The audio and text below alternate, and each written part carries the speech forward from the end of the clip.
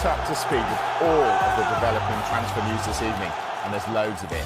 Now, I say we, I'm delighted to say that Mark McAdam is with us as usual to give us the details of the stories that matter, and Premier League winning goalkeeper Asmir Begovic will give us the very best analysis. Great to see you both. Thank you for coming in. Now, loads to talk about with Asmir, including the future of Gianluigi Donnarumma. Why are PSG letting him go? And is he destined for the Premier League? After weeks of letdowns and turmoil, are Newcastle on the verge of getting a deal over the line? And as Liverpool close in on landing a centre-back, what does that mean for Mark Gay?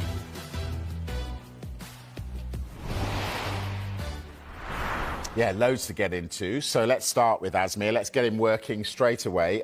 Now a Leicester player. How did that come about?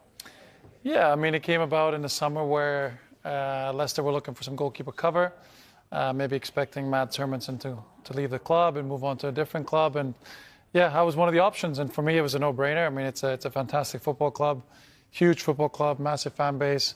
Yeah, and to be part of that for me was an easy decision. I know you've been in a lot of dressing rooms over your career and you know what it takes to get over the line and win trophies. I know you've only been there a short period of time, but does it feel like there's a dressing room there with quality, with young exuberance, with experience, and the type of dressing room that could achieve something special and obviously get back to the Premier League?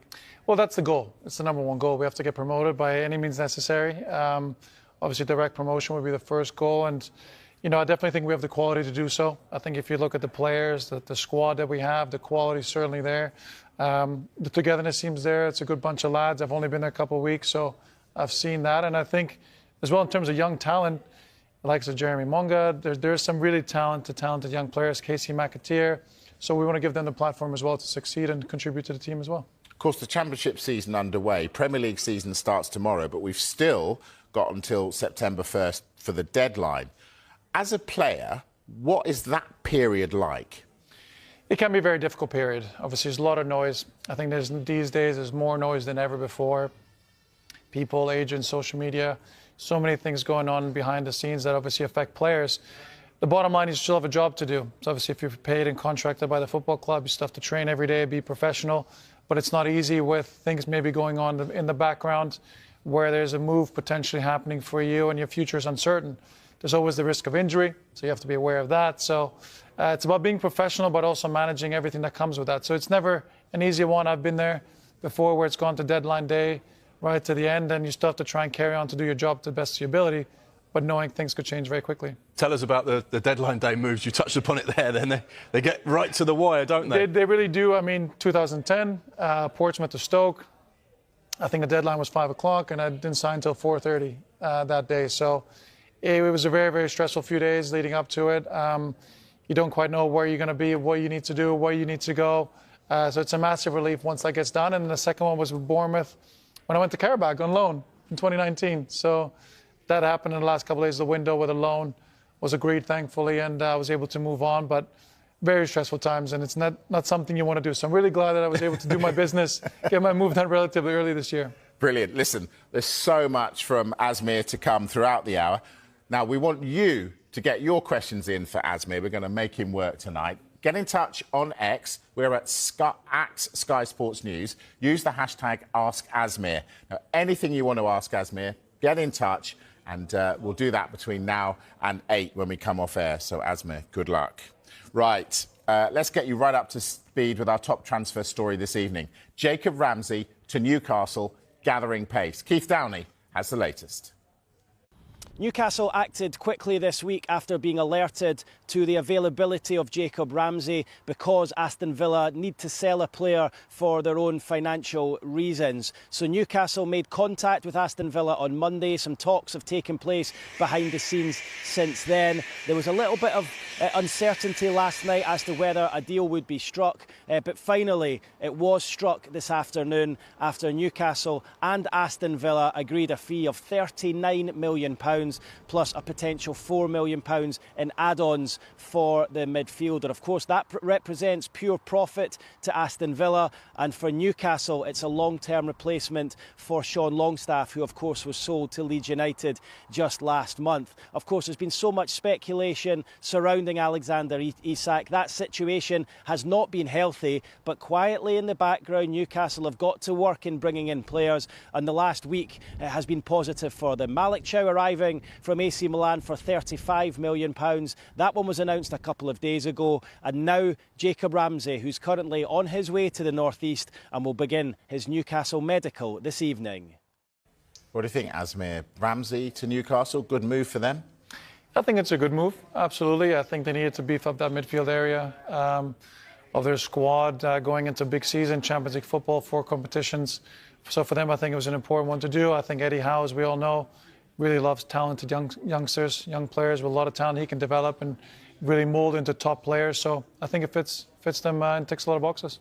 Mark, a lot of people have rubbished Newcastle's window. Is it as bad as has been made out? I don't think so. We know that Newcastle United have a number of targets that they've missed out on. But that doesn't necessarily mean that it's been a bad window. I think the key in this situation is that they move on to other targets that they feel will still make their starting 11 stronger. We know that Eddie Howe likes to recruit players by watching them over a long period of time. Most of the players that he's signed over the course of his Newcastle tenure, 3.5, 4 years now, have been players that he's been aware of for a number of years, like Anthony Gordon. He was watching him when he was a youngster at Everton. The same with Tino Livramento. They watched Bruno Guimaraes for a long period of time as well. Sandro Tonali, that was a deal that took a couple of years to get over the line because they were tracking him, they were keeping in contact with his representatives, and eventually they managed to get that deal completed. And Jacob Ramsey's another one. He's a player that wanted to go to Newcastle, unlike some of the other players that had their head turned by Manchester United. And that's why he's landing in the northeast tonight to undergo a medical after agreeing personal terms and the 2 clubs agreeing that fee. He wants to play for Eddie Howe. So straight away, when you look at the players they have signed, I actually think their starting 11 is stronger now. I know there's a big question mark over Alexander Isak, and we'll talk about that later on in the show. But I think there is a strong core group of players there that all want to develop and get better. I think they'll play in that philosophy that Eddie Howe is sort of so comfortable with. And I think this could be a really exciting season. I know the narrative is it's been a disastrous summer, but what you look at what they've done, I actually think they could be one of the teams to watch this season. OK, but Asmir, what's it like for a squad when all these players you know have been asked to come to your club and they don't want to come? What do the players who are there think? Yeah, I mean, I think the players usually tend to get on with it. I mean, they understand there's a business side, there's so many things they can't control. I mean, all of these transfer dealings are done between the hierarchy of football clubs and representatives. So I think as a squad, really, you try and block out that noise. You do hear some of it, it's inevitable these days. But I think you focus on the job in hand. And I think if you look at Newcastle's squad, they still have a top squad. They still have Alexander Isak, so he's still obviously part of that team. So they're still looking quite strong. And I think generally as a squad, you stay together and focus on the job in hand. Quick line on Villa then, Mark. So looks like Jacob Ramsey's out of the way. Have they got a replacement?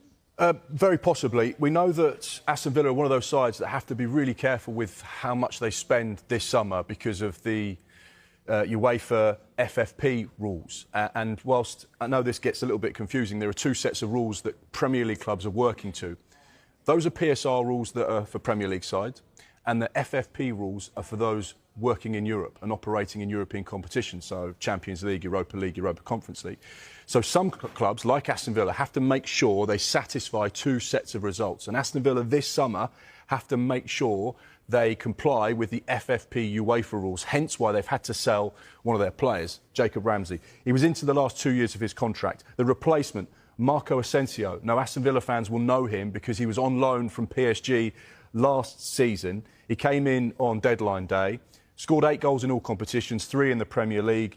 Was absolutely sensational. The fans absolutely loved him. 29 years old, really experienced. Our information is that Aston Villa are interested in another potential deal for Marco Asensio. Is that a loan deal? Well, the problem is he's into the last year of his contract. So PSG are going to be unwilling, shall we say, at this stage to just say, oh, yeah, go on loan for another season, unless there's a high loan fee attached.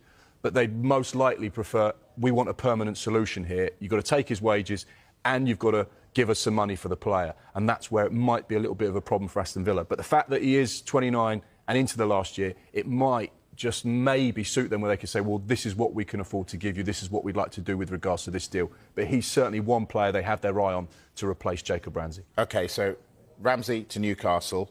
Is Yoane Wissa going to Newcastle? Well, Eddie Howe would certainly be hopeful that they can get a deal for Yoane Wissa, but this isn't a simple situation. It's been really a bit of a saga over the course of this summer. The player wants to go to Newcastle. He wants to play for Eddie Howe. He wants to experience Champions League football. And he's going into the last year, although the club do have an additional year option on his contract. So he's got essentially 2 years left on his Brentford contract. And there has been that Newcastle offer that's been rejected. And as far as the club are concerned, they don't want to sell Yoane Wissa. They want to keep him. They don't want to completely decimate that team whilst they've got so many other changes. Thomas Frank, the backroom team. They want to try and keep the core of that squad together, of which Yoane Wissa was a huge part of their success last season. So it remains to be seen as to what happens. He is a part of a domino effect because we know that Brentford are in the market to try and sign Bournemouth's Dango Ouattara as well, and that has a knock-on effect. But it'd be interesting to see how this one develops. We know that there has been interest, and Keith Andrews was actually talking today in his pre-match press conference about this situation. Here's what he had to say on Yoane Wissa. As a head coach, I want Yoane in the building. I want him to be part of the first-team squad. I see that moving forward, but obviously I'm very, and I keep saying this, I'm very understanding of his situation. But for Yoane on Sunday, he won't be involved. We've seen this sort of situation before, Asmir. How difficult is it for everyone involved when a player wants to go somewhere else and the club doesn't want him to go? It's a very difficult situation. Obviously, the business side is where it really takes over in instances like this because Brentford want to maximise the value. The player wants to maximise his earnings, his career. He wants to go play at the highest level. So everyone's looking at their best interests. And obviously finding a deal in these situations can be difficult. You know, I can understand why he wants to go to Newcastle. It's Champions League football. He's a great fit as well because he's an ideal replacement for Callum Wilson, who's left Newcastle. And he's a very dynamic player, runs a lot, covers a lot of distance, very aggressive, knows where the goal is as well. So he's obviously a finisher. So ticks a lot of boxes for Newcastle, and I can see why they want him. OK, let's talk Liverpool now. Mark, they're after a couple of centre-backs. Giovanni Leone, the youngster, where are they with this one? Yeah, 18-year-old centre-back at Parma. On Wednesday evening, the two clubs agreed a deal worth £26 million. The player is currently in the UK at the moment. I think one of the key things as well was the player wanted to join the Premier League champions. Who wouldn't with the squad they've got at their disposal at the moment? He is going to be a part of the first-team squad whilst he's only 18 years old. He is very much going to be a part of that team and that squad. One for the future without question. How much game time he'll get this season, but he's certainly in the thinking there of what Arne Slot wants to do. So, yeah, that's the latest with Giovanni Leone. We're just waiting to see whether Liverpool like to maybe